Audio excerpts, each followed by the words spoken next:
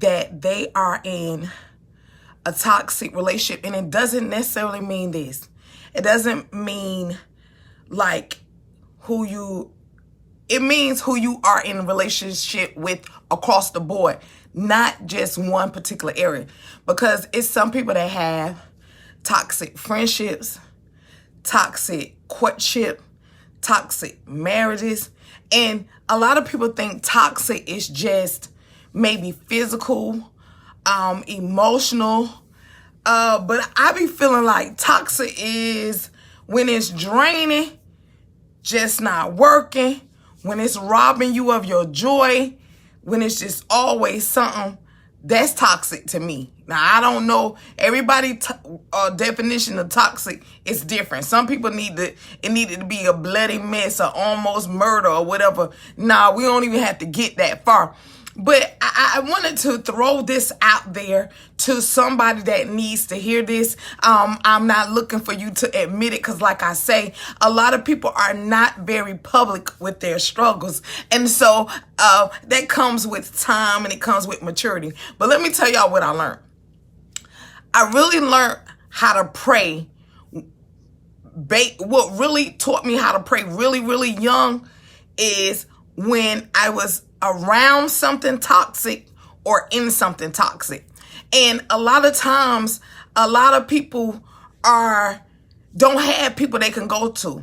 And so I was thinking last night and this morning of how I survived certain things. Okay. How I survived when I had to leave certain situations. How did I survive? And I wanted to share how I survived. No, it's not good to be an island. What that mean is it's not good for you to be by yourself. I hear so many people say, I ain't got nobody. I don't have no friend. Well, I'll be lying to you. I have amazing people. I have amazing people that when I'm weak, they're strong. When I'm weak, they cover me. When I'm weak, they protect me. And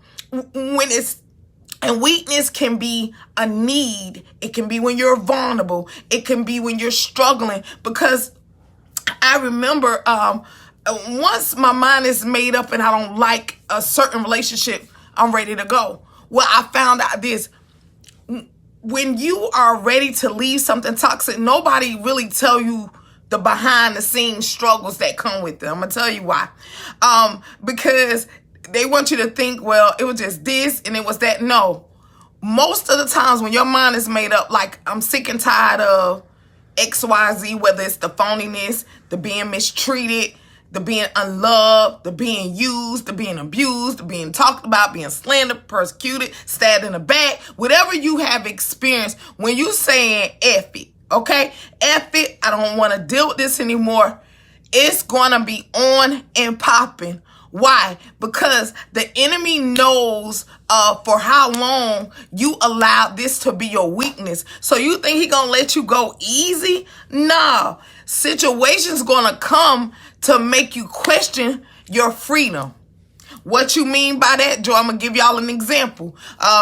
Say for instance, you wanted to leave a bad marriage, a bad courtship, a bad friendship, when you know them hoes you dealing with is not loyal. You get what I'm saying? You're gonna have all been bombarded with all them questions. Well, what if you such and such? Well, what if, and what if, they paid all the bills, So what if this? What is that? How you gonna do that? The first coming up. So we make excuses. Well, I'm gonna leave the middle of the month. I'm gonna leave. Y'all know I've been human, y'all. You try to have that perfect timing. But what I love about when you have the proper support system, and what I mean by that is the ones that infuse you with, you can do it. The one that infuse you with, we got you. When you have that around you, what that does is it strengthens you to do what you need to do.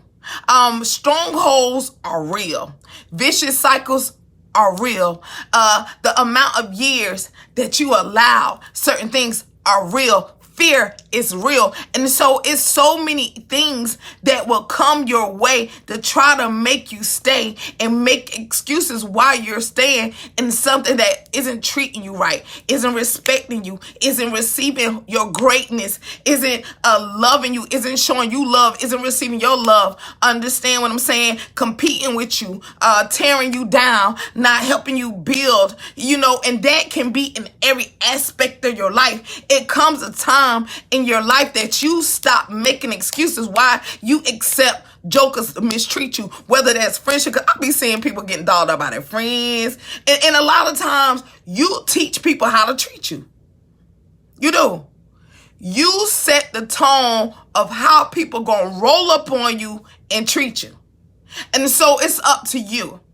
It's so many, I see so many people desperate for friendships, desperate for relationships, that you accept any type of behavior just because you are fearful of the unknown, because we want to know everything. We think we know everything. So we're more comfortable with knowing. So if the Father would let you know what's going to go on through the process, then you'll be comfortable. But that it don't work like that. I be seeing people say, they walk by what? What are you walking by when you have faith? You don't walk by sight. You can't see. But when you walk by faith, it's not by the things that you see. It's by the things that you hope for. So when you hoping for greater, when you hoping for better, when you want something better, when you want that greatness, that goodness, you have to not be scared to walk into the unknown. And when storms rage, when things start making noise, when things start coming for you real hard, what you have to do is you got to know how to stand. Let me tell y'all something.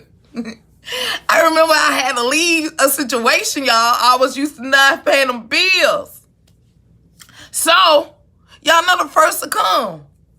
And when your bank account ain't saying something right, and bills is due, I've seen where so many women I don't like this joker, but damn, the first coming up. I need this rent paid. Let me tell you what no. This is what I'm going to tell you need to do. Y'all, I don't know how y'all talk about God. That's none of my business, because you're supposed to pray in secret, okay? And he'll reward you in open. But let me tell y'all how I talk to Big Daddy. I don't know about y'all, but this is how Jay talked to Big Daddy. I keep it so real. See, when I was in something toxic and I wanted to completely shut it up, I'll say, God, now when I was liking him, I liked him real hard. And he broke me off something proper. He made sure I was good financially. But I know that this thing will break me if I stay. I know this thing not good for me. So I need you to be my man. That's why I gave him the nickname Big Daddy. I had to acknowledge him in all this is who I need you to be. I need you to make a way for me, the fifth coming Big Daddy. And I done walked away from this thing right here because I'm going to trust you. So I'm walking by faith, not by sight, not by my heart, not by what I think I want. But I'm trusting you because I'm tired. You know what I'm saying? If I make an excuse to stay until the 15th, it'll be 15 more months. Because we make excuses while we're staying. But the thing about it is, be real with them. And so, Lord, I know what you've done for me then. So I need you to do that and then some. And so I'm going to put you in your proper place. Father, forgive me if everything else was my God and not you. Y'all don't hear me. And Father, I repent to you that I idolize everything but you. You got to keep it real with him. And let me tell y'all, because this woman right here been single for 13 years. And so one thing about it, I had to know how to pray. Because throughout this journey, yes, I met people. Yes, I even thought some was my friends. But through the process, God was saying, he ain't for you, she ain't for you. It's going to work. I'm taking that away. I'm taking him away. I'm taking her away. She been stabbing you. She talk about you. Yes, she helped you, but she ain't mean you no good life. He was pulling so much away from me because he knew it didn't mean me any good till I had to learn how to do this. And he said, finally, you have learned how to let go and let me. It's somebody out there. Because you know we be lying and act like we in something amazing. When your face saying, no, you ain't.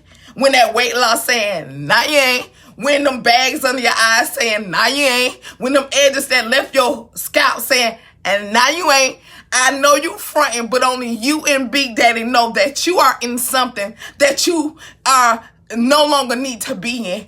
And then there's a lot of times there's some of y'all in these toxic families, these toxic friendships, and these toxic relationships. You better learn how to do this right here and tell him, be strong where I am weak. And let me tell y'all something. Daddy will send people in your life that's going to lock hands with you, lock elbows with you, that when you're weak, when you're lame, when you're down, they're being your strength. But let me tell y'all, people that's used to something toxic, sit some here. A lot of toxic people have to heal because y'all will mess up some good relationship with people that mean you well because you like pain instead of peace. Yeah, I'm talking to you too. Because you know everybody want to be the victim. But some victims are messy as hell. And you will mess up something that's good because you're so used to messiness. You're so used to being uncomfortable. You're so used to being mistreated that you will mess around and mistreat someone that comes to love you and comes to help you. Ask the Father to teach you how to heal, mature, so you don't run them away with your stank attitude, your messy ways. Yeah, because there's some victims that I don't know why I get done. You know why you get done like you do. Because birds of a feather, what? Stick together. So all the toxic things you say they had, remember you was once their friend too. Hello? Okay. And so, if you want goodness, if you want love, if you want joy, understand what I'm saying, you gotta leave, heal, deal, and then receive. I love you guys. Have an amazing morning. And y'all already know what this month is. Tap, tap, tap in. Y'all already know this is my birthday month, so it's whatever. I love you guys. Mwah.